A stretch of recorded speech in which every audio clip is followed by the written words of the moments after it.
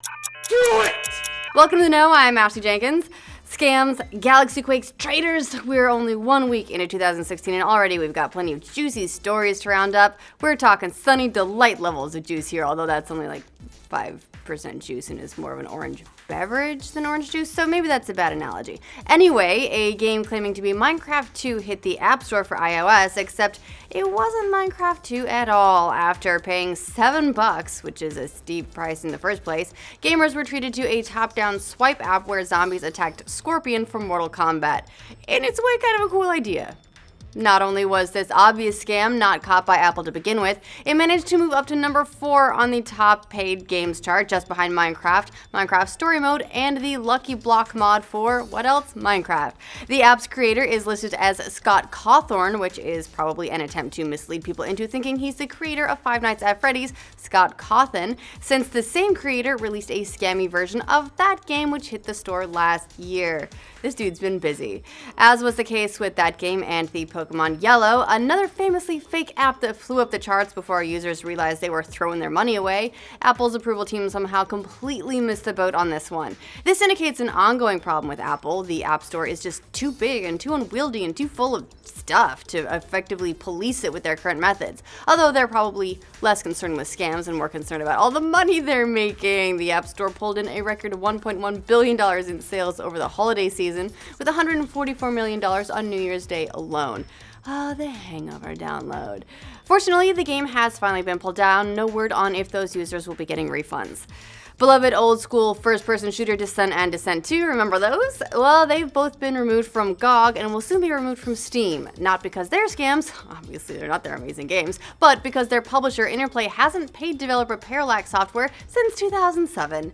Original designers Matt Toshlag and Mike Kulas still own the game's copyrights and claim that Interplay owes them tens of thousands of dollars.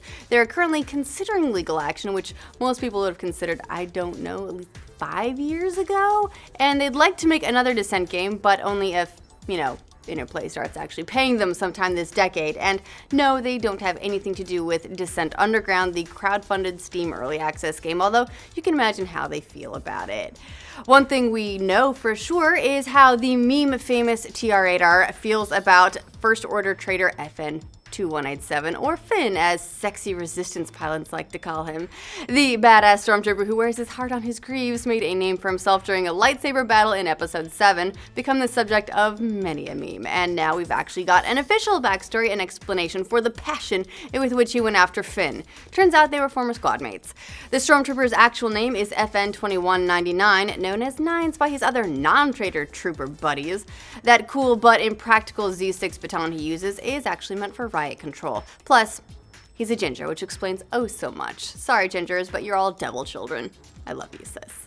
While we now know about TR-8R's past, the future of HBO's Game of Thrones is still uncertain. Game of Thrones Season 6 starts on April 24th, well before the release of Book 6, which still has no release date in sight whatsoever.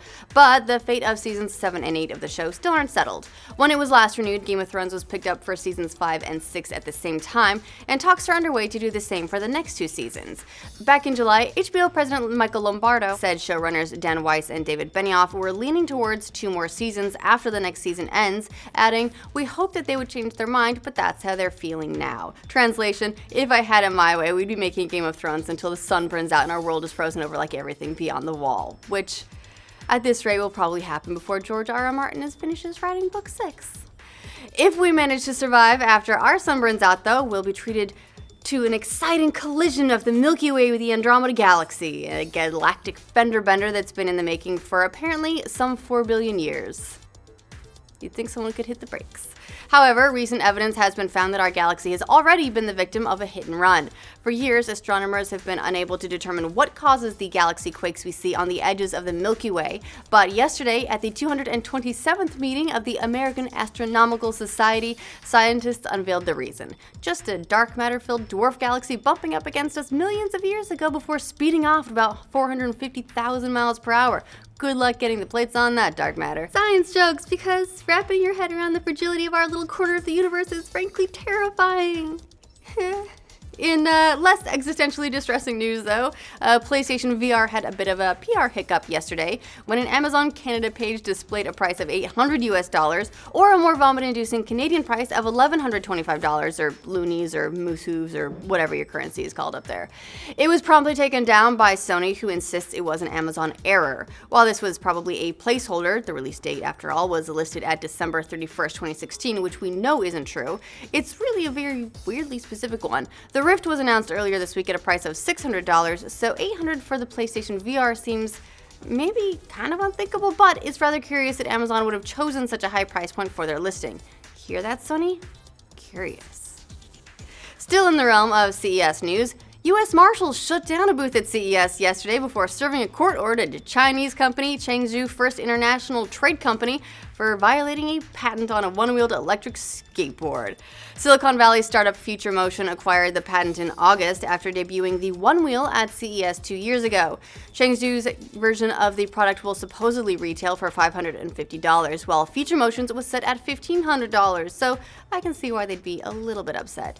The employees of Chengdu were reportedly stunned when two marshals showed up to pack up their booth.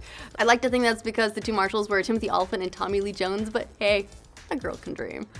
More headlines from Las Vegas come courtesy of T-Mobile CEO John Laidlaw, who's been frothing at the mouth lately at the accusations that his company's binge-on program is throttling video bandwidth for subscribers. Heaven forbid. Laidlaw went on a tirade aimed at Google, the EFF, and anybody else he thought culpable on Twitter, calling the accusations bullshit. The idea behind Binge On is that it streams lower quality video to mobile users without counting against their data plans.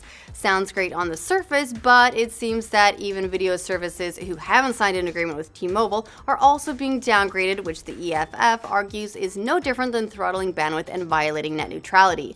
To the EFF, John Laidlaw elegantly replied in a Twitter video, "Who the fuck are you anyway, EFF? Why are you stirring up so much trouble? And who pays you?" Which basically set the Twitterverse on fire. Speaking of news that'll set the internet on fire, writer Mark Laidlaw has retired from Valve. Laidlaw confirmed as much to a frustrated Half-Life fan and Reddit user who reached out to Laidlaw about Valve's silence about the long-awaited and perhaps frustratingly teased Half-Life 3. Why is it a big deal that Laidlaw is retiring from Valve after 19 years with the company? People do that after a while, right? Well, he had the slightly important role of lead writer for Half-Life 1 and 2, as well as episodes 1 and 2. Laidlaw says he'll no longer be working with a company and plans to get back to the less chaotic world that lies outside of writing for video games. Hard to tell from his email if this is a recent move or perhaps this has been the case for quite some time. Naturally, this has everyone wondering, what is up with Half-Life 3? The game is still unconfirmed, and at this point we've had roughly 12 years without a single drop of concrete information about this game, just teases and teases and teases.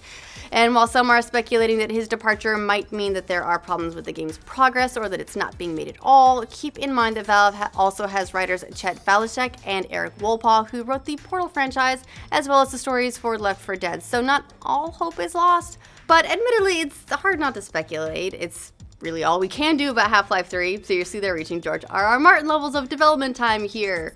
Or wait, is he reaching theirs? I mean, his series, let's see, he's been going since the mid-90s. Anyway, with that full circle, we come to the end of our roundup. What do you guys think of the departure of Half-Life's lead writer?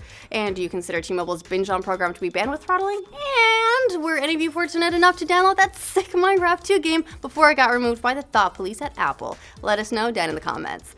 To get the latest updates on existential crises threatening our galaxy and to join us in the Please God Valve, please tell us something about Half-Life 3 train, like this video and subscribe to the know. Just a note for all you guys, if you haven't got your tickets for a Laser Team screening yet, you can find out all of the screenings in your area by going to laserteamthemovie.com. You can find a screening that's already set up, or if you're in an area there's no screening or all the screenings in your area are sold out and you really want to see it, start your own. We're doing it through Tug, so you can set up all the screenings you want and get all of the other Rooster Teeth fans in with you. Great, right?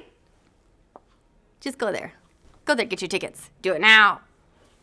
And have a good weekend, I guess.